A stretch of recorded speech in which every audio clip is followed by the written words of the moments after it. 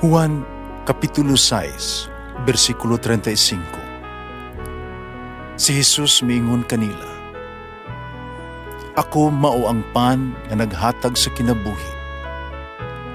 Ang muari kanako dili nagayod gutomon, ug ang mutuo kanako dili nagayod uhawon." Ang mga puno Pan sa kinabuhi. maglikon unta sa mong pagtuo ug gagaka kami sa pagtuman sa imong mahal nga kasuguan.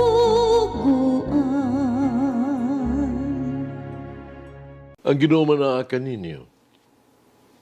Santos nga Ebanghelyo sumala ni San Mateo.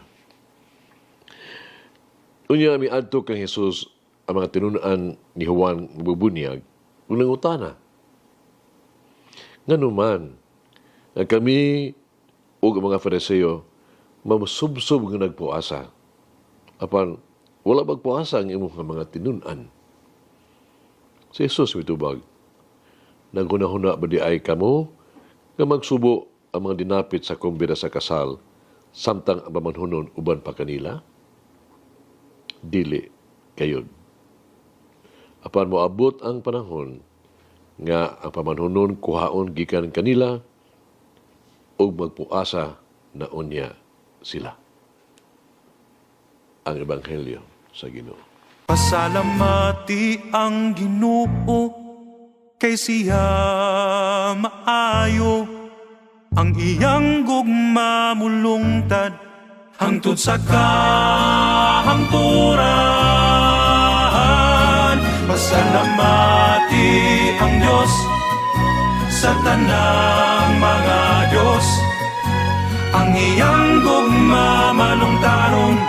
Pasalamati ang Ginoo sa mga Ginoo, ang iyang gugma balungtaron.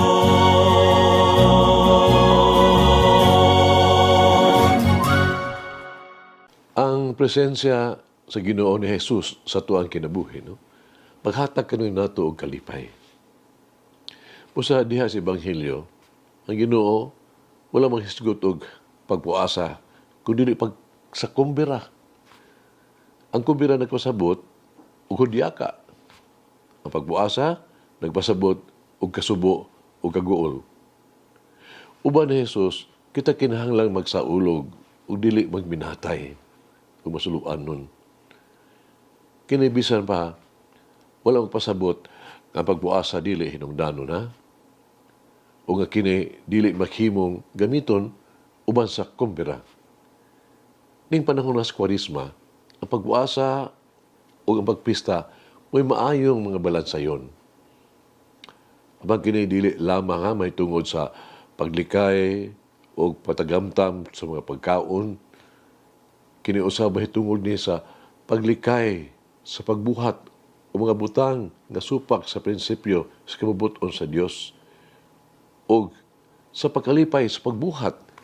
Kung mabuhat na, matuman na ito ang kabubuton sa Dios nga makahimuot kaniya.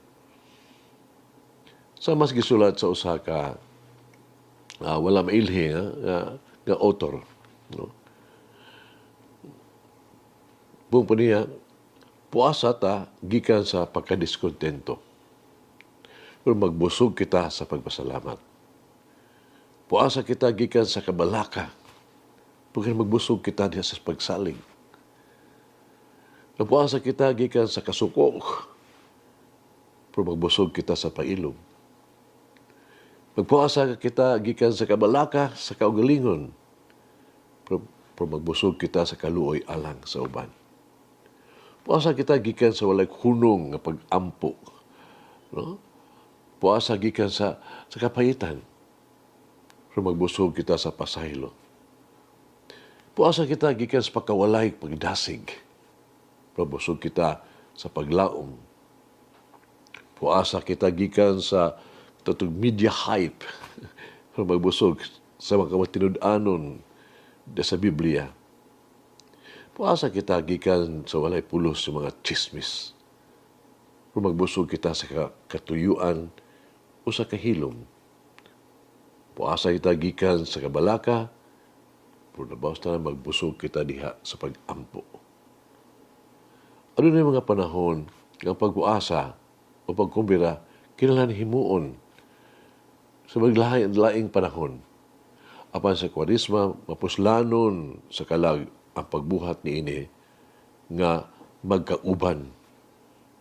Kini mo ang pagdumili sa kagalingon aron pagtabang sa uban. Kini mo ang pagkamatay sa sala o pagbangon sa kinabuhi o gugma sa samang higayon. Mangison, mag-ampo kita. Mahal nga Ginoo. Salamat sa imong paggiya o kapanalipod. Salamat sa imong paghatag kanagog kusog ug paagi ni ining panahon sa Kwaresma. Ako nag-ampo sa katapusan ining panahon sa Kwaresma. Mabago ako diha kanimo. Tabangi ako nga dili may sama sa ako ang pagkatao kaniadto. So wala pa magsugod ang panahon sa pagbaguhan sa akong hunahuna.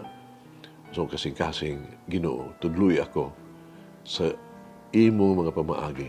Tabangi ako nga masabtan ang imong pulong. Ako kalag nangandoy kanimo, mahal nga Ginoo. Puna ako sa imong espiritu. Ipaduol ako kanimo. Ligo na ako kung maluya na ako. Puna ako kung gibati ko ang kahawang o bagua. Ako ang lawas at tagi ako og grasya sa pagbuhat sa tanan na akong buluhaton. Amen. Mama Mary, form my heart to fast from selfishness and sin. Malangin ang Diyos magagawang sa tanan, Amahan, Anak, Espiritu Santo. Amen. May the Lord of the divine mercy bless us all, heal us from all diseases and suffering. Ayun unta niya kita, tanang mga sakit na sa lawas o sa kalag, body and soul. In the name of the Father, the Son, and of the Holy Spirit. Jesus, I trust in you. Amen. Whoever eats the bread of life will never hunger, says the Lord. Kay galaan inyong nabati ang pagpaambit ug hamubong pamalandong sa pulong sa Dios pinaagi sa tulumanon pan sa kinabuhi nga gidumala ni Monsignor Daddy Silva. Hangtod na usab sa sunod higayon, daghang salamat. The bread of life.